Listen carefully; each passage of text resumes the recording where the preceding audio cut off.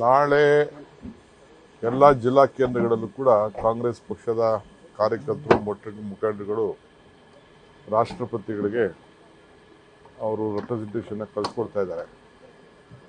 ಏಕೆಂದರೆ ಇವತ್ತು ಪ್ರಜಾಪ್ರಭುತ್ವದ ಒಂದು ಕಗ್ಗೋಲೆ, ಒಂದು ದೊಡ್ಡ ಸರ್ಕಾರನ ಇಶ್ಯೂ ಇಲ್ಲದೆ ಹೋದನ್ನ ಇಶ್ಯೂ ಮಾಡೋಕ್ಕೆ ಇವತ್ತು ಹೊರಟಿದ್ದಾರೆ.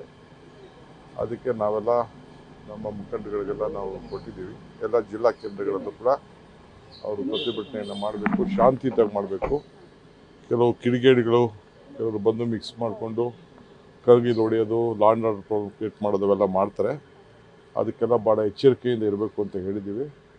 ಸೊ ನಮ್ಮದು ಯಾವಾಗಲೂ ಕೂಡ ಗಾಂಧಿ ತತ್ವ, ನಮ್ಮದು ಶಾಂತಿಯಿಂದ ನಮ್ಮ ಪ್ರತಿಭಟನೆಯನ್ನು ವ್ಯಕ್ತಪಡಿಸಿ ಈ ದೇಶಕ್ಕೆ ಒಂದು ದೊಡ್ಡ ಸಂದೇಶವನ್ನು ಕಳಿಸಬೇಕು ಅಂತ ಹೇಳಿ ನಾವು ತೀರ್ಮಾನವನ್ನು ಮಾಡಿದ್ದೀವಿ. ರಾಷ್ಟ್ರವ್ಯಾಪ್ತಿ ಪ್ರತಿಭಟನೆಗಳನ್ನು ಮಾಡೋದಕ್ಕೆ ಈಗ ಆಲ್ರೆಡಿ ಪ್ಲಾನ್ ಮಾಡ್ಕೊಂಡಿದ್ದಾರೆ. ಎಐಸಿಸಿ ಕಡೆಯಿಂದ ಕೂಡ ಅದು ನನಗೆ ಗೊತ್ತಿಲ್ಲ. ನಾನು ಕರ್ನಾಟಕ ರಾಜ್ಯದ ಮಾತ್ರ ನಾನು ಮಾತಾಡ್ತೇನೆ. ಸರ್, ನಿನ್ನೆ ಖರ್ಗೆ ಸರ್ ಮೀಟ್ ಮಾಡಿದ್ರಿ. ಖಂಡಿತ ನಮ್ಮ ಎಐಸಿಸಿ ಪ್ರೆಸಿಡೆಂಟ್ಗೆ ನಾವು ಬ್ರೀಫ್ ಮಾಡಬೇಕು, ಏನಿದೆ ವಾಸ್ತವಾಂಶ ಅಂತೇಳಿ. ಆ ಕೆಲಸನ ನಾವು ಮಾಡಿದ್ದೀವಿ. ಗೇಟು ಭಾಳ ಚೆನ್ನಾಗಿ ಮಾಡಿದ್ದಾರೆ. ಅವ್ರಿಗೆಲ್ಲ ಕರೆಸಿ ನಾವೆಲ್ಲ ಮುಂದಕ್ಕೆ ಅವ್ರಿಗೇನು ಗೌರವ ಕೊಡಬೇಕು ನಾವು ಮಾಡ್ತೀವಿ.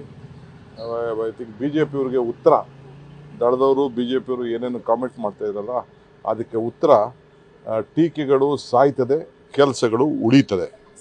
ಇದಕ್ಕೆ ಈ ಗೇಟೇ ಸಾಕ್ಷಿ. ಏನೇನು ಕಾರಜೋಳ ಏನು ಮಾತಾಡಿದ್ರು, ಅಶೋಕ್ ಏನು ಮಾತಾಡಿದ್ರು, ಬೊಮ್ಮಾಯಿ ಏನು ಮಾತಾಡಿದ್ರು, ವಿಜೇಂದ್ರ ಏನು ಮಾತಾಡಿದ್ರು, ಬೇರೆ ಬೇರೆ ಕುಮಾರಸ್ವಾಮಿ ಏನು ಮಾತಾಡಿದ್ರು ಎಲ್ಲ ನೀವೆಲ್ಲ ಗಮನಿಸಿದ್ದೀರಿ. ಆದರೆ ಆ ಟೀಕೆಗಳೆಲ್ಲ ಸತ್ತೋಗ್ಬಿಡ್ತು, ನಮ್ಮ ಕೆಲಸ ಮಾತ್ರ ಉಳೀತು. ಇದನ್ನು ಹಿಂದೆನೂ ಹೇಳಿದ್ದೀನಿ, ಇವತ್ತು ಹೇಳ್ತೀನಿ, ನಾಳೆನೂ ಹೇಳ್ತೀನಿ. ನ್ಯೂಸ್ ಫಸ್ಟ್, ನಿರ್ಭೀತಿಯಿಂದ ನಿಮ್ಮ ಪರವಾಗಿ.